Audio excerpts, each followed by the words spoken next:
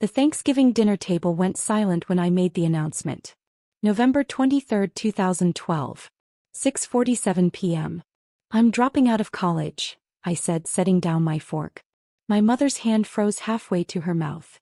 My father put down his wine glass with a sharp clink. My sister Jennifer stared at me like I'd just announced I was joining a cult. You're what? My father said. Dropping out. I'm leaving Northwestern at the end of the semester. Rachel, my mother said carefully, is this a joke? No joke. I've already submitted the paperwork. But you're a sophomore, Jennifer said. You're halfway through. Why would you? Because I hate it. The words came out more forcefully than I'd intended. I hate my major. I hate my classes. I'm miserable and I'm wasting your money. What you're wasting, my father said, his voice rising, is your future. Do you have any idea how competitive it is to get into Northwestern? How many people would kill for your opportunity? Then they can have it. Rachel, be reasonable, my mother pleaded. Every college student feels overwhelmed sometimes. That doesn't mean you quit. I'm not quitting. I'm choosing a different path. What path? Jennifer demanded. Dropping out to do what? Work at Starbucks? Live in our basement. I'm moving to New York. I have a job lined up as an editorial assistant at a publishing house. An editorial assistant? My father laughed, but there was no humor in it. That's a glorified secretary position. Rachel, you're throwing away a Northwestern degree for an entry-level job that pays maybe $30,000 a year. It's a start.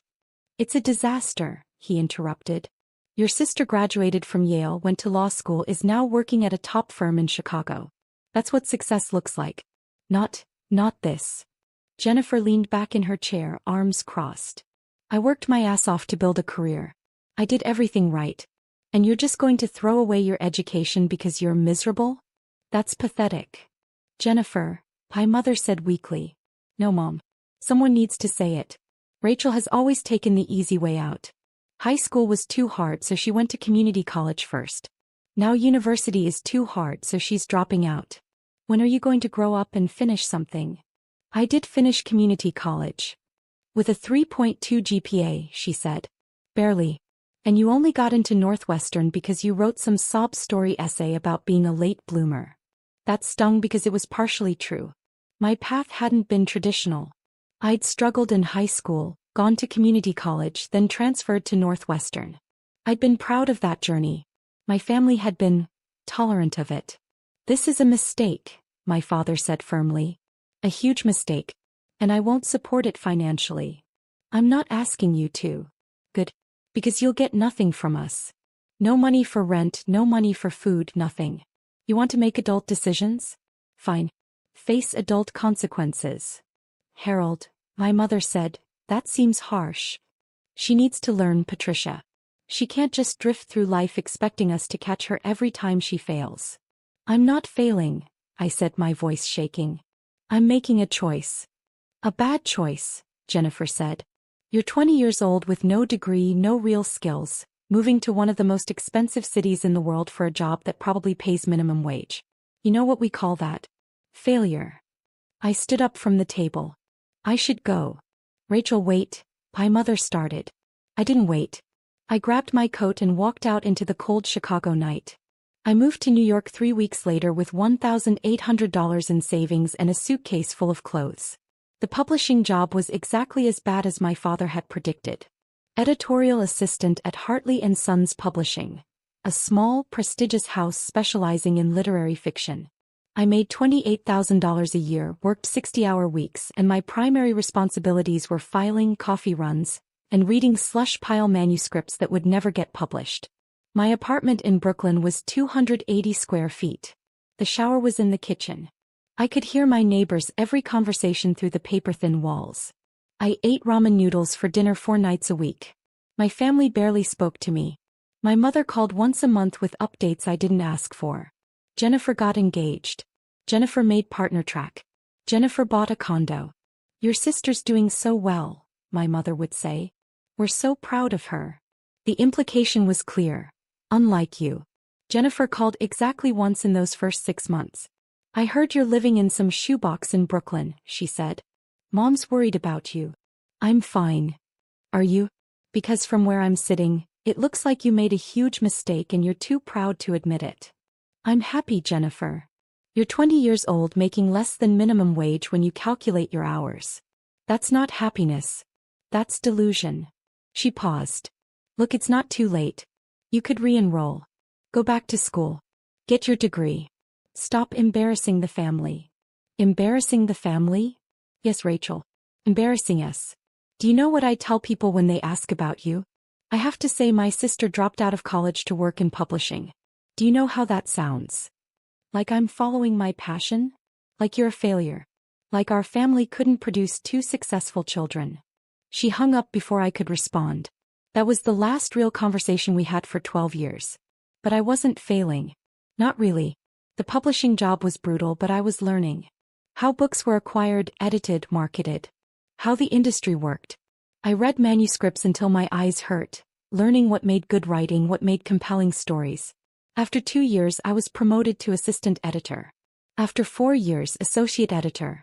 After 6 years, senior editor. I developed a reputation for discovering new talent. 3 of my authors won major literary awards.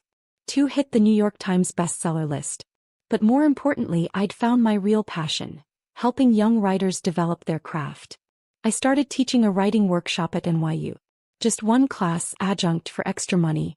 But I loved it. Loved working with students, helping them find their voices, watching them improve. One of my students, a professor in the English department, noticed. You're a natural teacher, she said. Have you ever thought about higher education as a career? I don't have a degree. You should get one. Not for the paper but for the opportunities. With your experience and your talent, you could do real things in academia. That conversation planted a seed. At 26, I enrolled in Columbia's MFA program in creative writing. I worked full-time, attended classes at night, wrote my thesis in stolen hours on the subway. It was the hardest 2 years of my life. I graduated at 28 with my MFA and a job offer from Columbia to teach undergraduate creative writing courses. At 30, I was promoted to assistant professor. At 31, I published my first book. A collection of essays about the publishing industry that became a surprise bestseller in academic circles. At 32, I became associate professor and was asked to join Columbia's undergraduate admissions committee. That's where everything changed. Reading college applications, I realized I had a gift for seeing potential. Not just in grades and test scores, but in the stories students told. In the struggles they'd overcome. In the unique perspectives they brought. I could see the students who would thrive at Columbia. The ones who'd contribute something meaningful. The ones who just needed someone to believe in them. Like me all those years ago. When Yale reached out about their dean of admissions position, I almost didn't apply. You should do it, my department chair said. You're made for this. And Yale is, well, it's Yale. I applied. 6 interviews later, they offered me the position. Dean of undergraduate admissions at Yale University. At 32 years old, I was one of the youngest deans in the Ivy League. The irony wasn't lost on me. The college dropout was now deciding who got into one of the world's most prestigious universities. I moved to New Haven in August 2024. My mother called to congratulate me, the first time she'd called in 3 years. Dean at Yale, she said. That's wonderful, Rachel. Your father will be so proud. Will he? Silence. He's trying. He asks about you. Does Jennifer? More silence. Your sister's very busy. She has Amanda now, you know. She's 16. Such a bright girl. My niece. I'd seen her exactly 3 times. Once as a baby, once at age 5, once at age 10. Jennifer had made it clear I wasn't welcome in her daughter's life. I'm sure she is, I said. Maybe now that you're doing well you could reconnect? With Jennifer? With all of us. Maybe, I said, knowing I wouldn't. The application reading season started in November. We received 52,000 applications for 1,550 spots. Every application got read by at least 2 admissions officers. As dean, I personally reviewed thousands of them, including all the borderline cases and special circumstances. It was grueling work.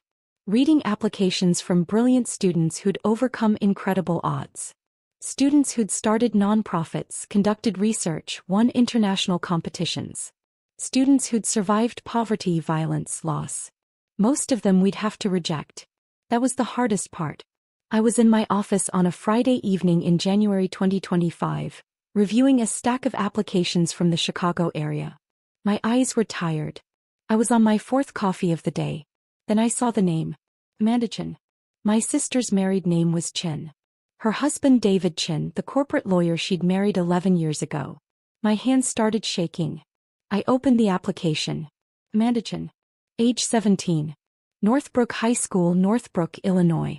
GPA, 4.0 unweighted. SAT 1570. Valedictorian. National Merit Finalist. Captain of debate team. Volunteer at local literacy nonprofit. Impressive. Very impressive. She'd applied as a prospective English major. Wanted to be a writer. I scrolled to her personal essay. The prompt. Reflect on a time when you faced a challenge or obstacle. What did you learn from the experience? I started reading. My family doesn't talk about my Aunt Rachel. I grew up hearing whispers. How she dropped out of college, how she threw away her opportunities, how she became the family embarrassment. My mother would shake her head whenever someone asked about her sister. Rachel made her choices, she'd say. Bad choices. For years I thought my aunt was a cautionary tale. A warning about what happens when you quit, when you don't follow through, when you disappoint your family. My mother used her as an example whenever I complained about school. Do you want to end up like Rachel? She'd ask. Working some dead-end job because you couldn't finish what you started? The lesson was clear. Rachel was a failure. Our family's black sheep. The one we'd overcome. Then when I was 16 I Googled her. I stopped reading. Closed my eyes. This was my niece's college essay. About me. About how I was the family failure. I should recuse myself. Pass this application to another admissions officer. That would be the ethical thing to do. That I kept reading. I expected to find nothing, or worse, confirmation of the family narrative. Some sad Facebook profile, maybe a LinkedIn showing a series of unremarkable jobs. What I found instead shocked me. Dr. Rachel Chin. MFA from Columbia. Published author. Professor. And now, Dean of Undergraduate Admissions at Yale University. My failure, Aunt was the Dean of Admissions at Yale. I sat in my bedroom staring at her faculty photo, my entire worldview cracking. Everything my mother had told me was wrong. Rachel hadn't failed. She'd succeeded spectacularly. I started researching further.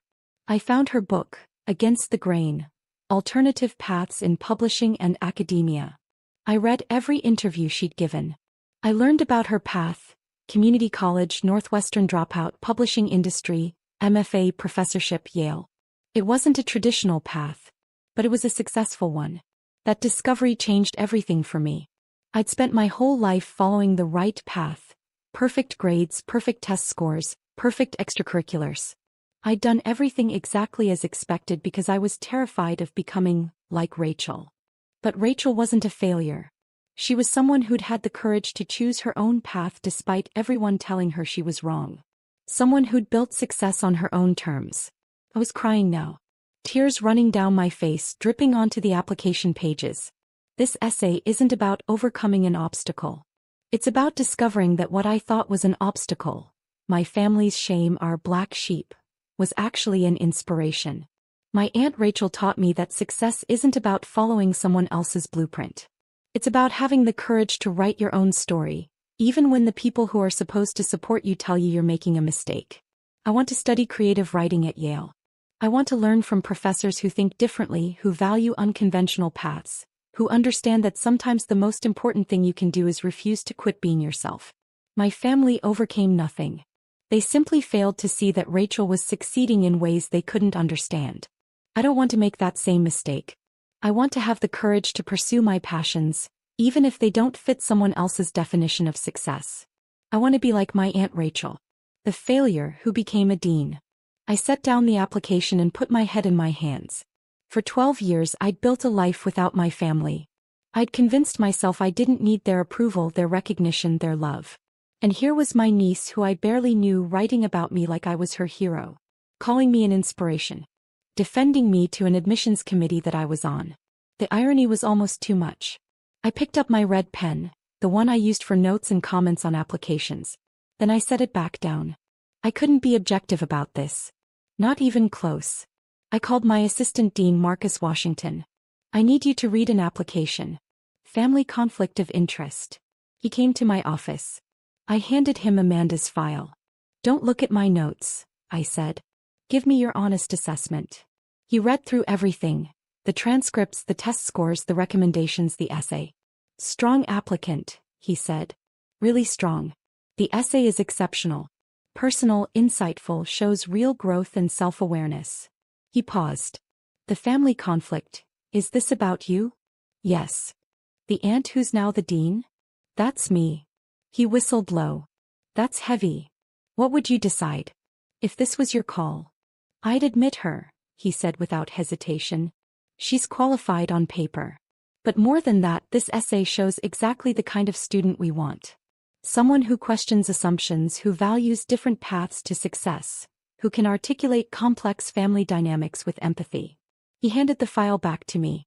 But you can't be the one to decide. You know that. I know. Do you want me to take it to committee? I thought about that. Thought about Amanda sitting in a classroom waiting to hear from Yale. Thought about Jennifer, probably bragging to everyone that her daughter applied to Yale, never mentioning that the dean of admissions was her estranged sister. Thought about my father who told me I was throwing my life away. Thought about myself at 20, crying in that tiny Brooklyn apartment, wondering if I'd made a terrible mistake. Yes, I said. Take it to committee. But Marcus. Yeah. Don't tell them about the family connection. Let them evaluate her on merit. Then we'll deal with the conflict afterward. 2 weeks later, the admissions committee met to discuss borderline cases. Amanda's application was flagged for discussion. Strong candidate, but we had limited spots. I recused myself from the room when they discussed her. Marcus found me in my office an hour later. She's in, he said. Unanimous vote. Everyone loved the essay. I let out a breath I didn't know I'd been holding. Good. What do you want to do about the family situation? That was the question. Yale sent acceptance letters on March 28th. Amanda would get hers with 1,549 other students. I could stay silent. Let her find out like everyone else. Never acknowledge the connection. Or I could reach out. I sat in my office that night, staring at Amanda's application. At her essay.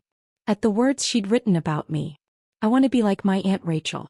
At 9:47 p.m. I did something I hadn't done in 12 years. Called my sister. She answered on the fourth ring. Hello. Jennifer. It's Rachel. Silence. Then, Rachel? Is something wrong? No. Nothing's wrong. I need to talk to you about Amanda. Amanda? What about her? Her voice went sharp with protective worry.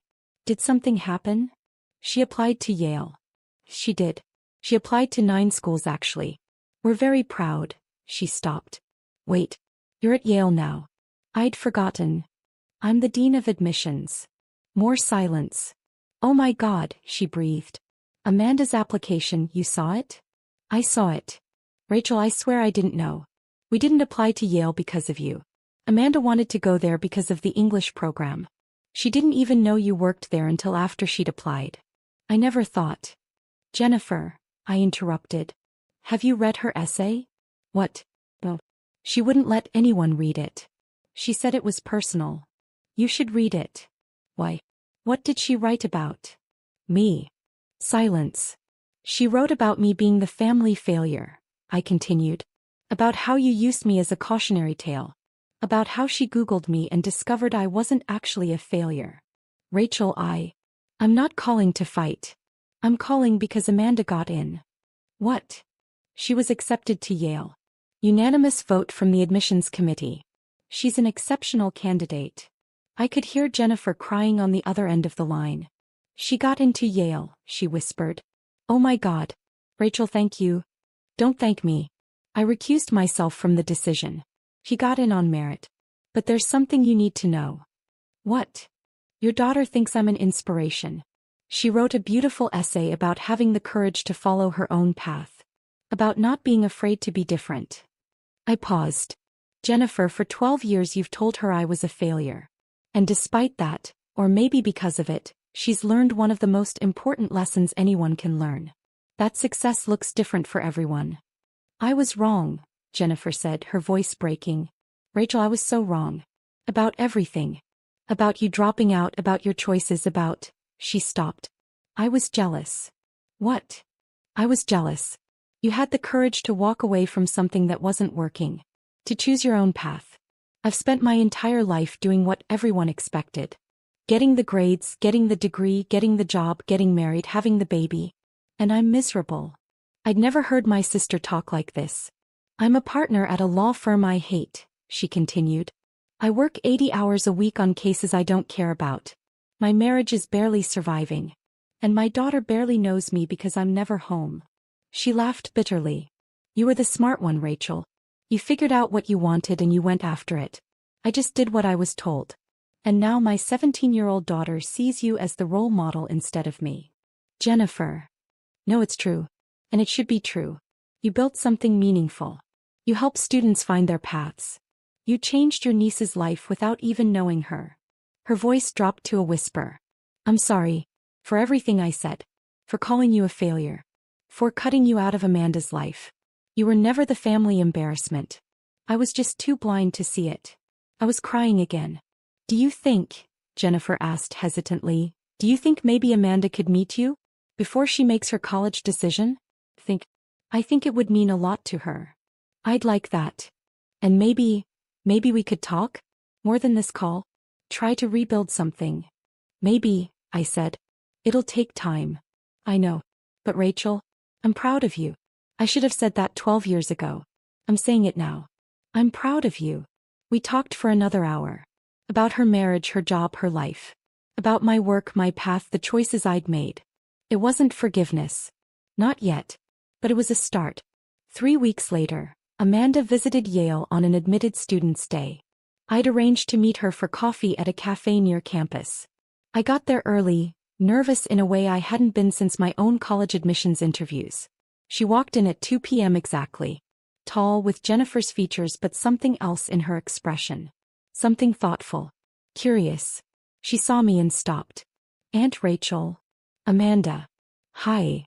We sat down with our coffees, the initial awkwardness thick between us. So, she finally said. You read my essay. I did. I'm sorry if it was awkward. I didn't know you were the dean when I wrote it. I needed to write about something that mattered. Don't apologize. It was a beautiful essay.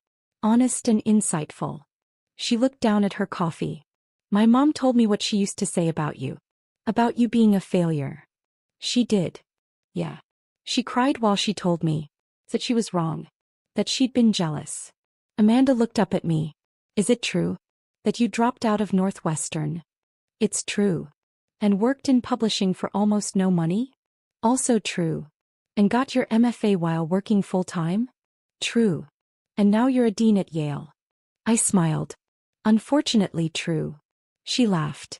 That's the coolest story I've ever heard. It's not that cool. It was mostly just hard work and stubbornness. No, she said seriously. It's cool because you chose it. You didn't let anyone tell you what success should look like. You figured it out yourself. We talked for 2 hours. About writing, about college, about her fears and ambitions. She wanted to be a writer but was terrified of not being practical. My mom wants me to major in economics, she said. Have a backup plan. What do you want to major in? English. Creative writing. But everyone says that's impractical. I leaned forward. Amanda, do you know why I became dean of admissions? Why? Because I spent my whole life being told I was doing things the wrong way. Dropping out was wrong. Publishing was wrong. Getting my MFA was wrong. And every time someone told me I was wrong, I proved them wrong. I paused. Now I get to help students who might not fit the traditional mold. Students who need someone to see their potential, not just their credentials. Students like you. Students like you, she corrected softly. I smiled. Yeah. Students like me. She chose Yale.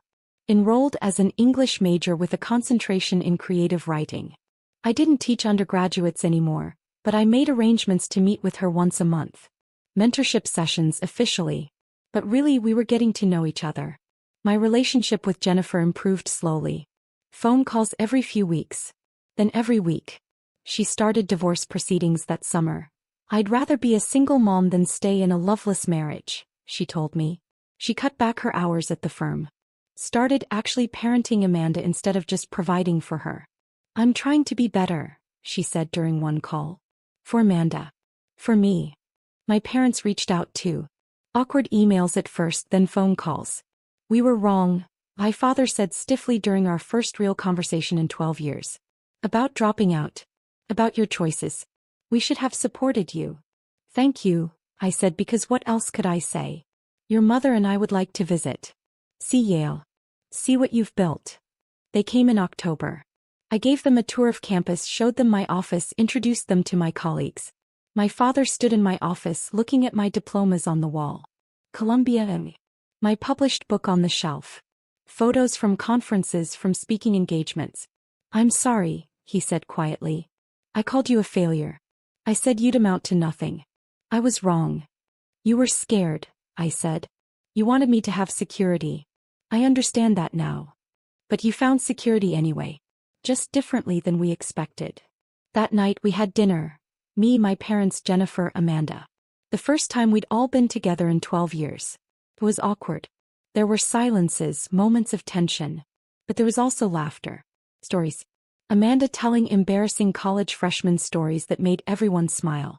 At one point Amanda leaned over to me. Thank you, she whispered. For what? For being you. For showing me it's okay to be different. I squeezed her hand. Later, walking back to my apartment, my phone rang. Unknown number. Dr. Chin? This is Sarah Martinez. I'm a high school senior in Arizona. My counselor gave me your email, but I wanted to call. Hey. What can I help you with? I read your book. Against the Grain. My counselor gave it to me because I'm thinking about dropping out of my dual enrollment program. Everyone says I'm making a mistake. I smiled, remembering another phone call, another student 12 years ago. Tell me about it, I said. We talked for 45 minutes. About her situation, her goals, her fears. So what do I do? She finally asked. I can't tell you what to do, I said. But I can tell you this. The traditional path works for a lot of people. But it's not the only path. If you have a clear vision and you're willing to work hard, there are other ways to succeed. Did you regret it? Dropping out? I thought about that. About the tiny Brooklyn apartment. The ramen noodles. The family rejection. The years of struggle. Not for a second, I said. After we hung up, I sat on my couch thinking about that Thanksgiving dinner 12 years ago. About walking out into the cold Chicago night, terrified and alone. About being called a failure by the people who were supposed to love me. About building a life anyway. My phone buzzed. A text from Amanda. Thanks for dinner. Love you, Aunt Rachel, Red Heart. I stared at those words. Love you. When was the last time a family member had said that to me? I typed back. Love you too, kiddo.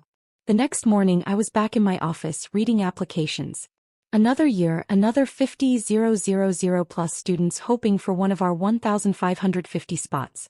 I read each application carefully. Looking for the straight A students, yes. But also looking for the unconventional ones. The ones who'd struggled. The ones who'd taken different paths. The ones who reminded me of myself. Because the truth was, I understood them in a way most admissions officers couldn't. I knew what it felt like to be told you were doing everything wrong. I knew what it took to prove everyone wrong. And I knew that sometimes the students who looked like failures on paper were actually the ones who'd changed the world. I picked up one application. A student who'd started at community college, transferred twice, had a 3.4 GPA but exceptional letters of recommendation and a powerful essay about overcoming homelessness. Most admissions committees would reject this student immediately. The GPA was too low. The path was too unconventional. But I saw something else. I saw resilience. Determination. Someone who'd succeeded despite impossible odds. I picked up my red pen and wrote at the top of the application, strong admit. Committee review recommended. That student would probably get in. Not because of their grades, but because I knew something most people didn't. Success isn't about following the right path. It's about having the courage to walk your own path, even when everyone tells you you're wrong. Even when your own family calls you a failure. Especially then. I thought about Amanda's essay. About the line that had made me cry. My family overcame nothing. They simply failed to see that Rachel was succeeding in ways they couldn't understand. For 12 years I'd thought my family's rejection had broken something in me. But maybe it had actually freed me. Freed me to build the life I wanted, not the life they expected. Freed me to define success on my own terms. Freed me to become the person who could help other students do the same. The college dropout who became a dean. The family failure who changed lives. I smiled and reached for the next application.